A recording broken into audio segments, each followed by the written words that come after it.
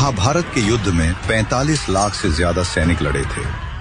हर दिन हजारों सैनिक मरते थे, लेकिन रसोइये को पहले ही कैसे पता चल जाता था कि आज कितने लोग मरेंगे ताकि खाना बर्बाद न हो। जब महाभारत का युद्ध तय हुआ तो उडुपी के राजा ने श्री कृष्ण से कहा, हे वासुदेव, कौरव और पांडव दोनों ही युद्ध में व्यस्त रहेंगे। मैं हथियार नहीं उठाऊंगा, लेकिन मैं इस विशाल सेना के लिए भोजन का प्रबंध करना चाहता हूँ। कृष्ण ने उन्हें अनुमति दे दी। युद्ध शुरू हुआ। पहले दिन भारी संख्या में सैनिक मरे, दूसरे दिन उससे भी ज्यादा। लेकिन हैरान करने वाली बात यह थी कि उडुपी नरेश जो खाना बनाते थे वो न तो एक दाना कम पड़ता था और न ही एक दाना बचता था। युधिष्ठिर हैरान थे। उन्हें समझ नहीं आ रहा था कि राजा को कैसे पता चलता है कि आज कितने हजार सैनिक कम होने वाले हैं। 18 दिन बाद युद्ध समाप्त हुआ। पांडवों की जीत हुई। राज्याभिषेक के समय युधिष्ठिर अपने मन का सवाल रोक नहीं पाए।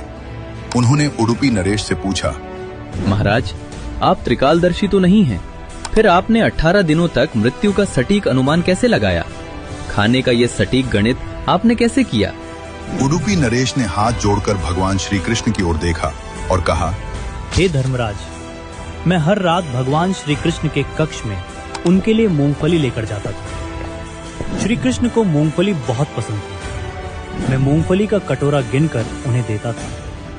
भगवान जितनी मूंगफली खाते थे मैं उसे ध्यान से गिन लेता था। राजा ने आगे समझाया, श्री कृष्ण का एक ही संकेत था, एक मूंगफली बराबर 1000 सैनिक। अगर श्री कृष्ण रात को 50 मूंगफली खाते थे तो मैं समझ जाता था कि कल युद्ध में 50,000 सैनिक मारे जाएंगे। अगर वो 20 मूंगफली खाते तो मतलब 20,000 सैनिक मरेंगे। मैं अगले दिन सुबह ठीक उतने हजार लोगों का खाना कम बनाता था। भगवान को पहले ही पता होता था कि कल विध्वंस कितना बड़ा होगा। ये सुनकर युधिष्ठिर और पूरी सभा नतमस्तक हो गई।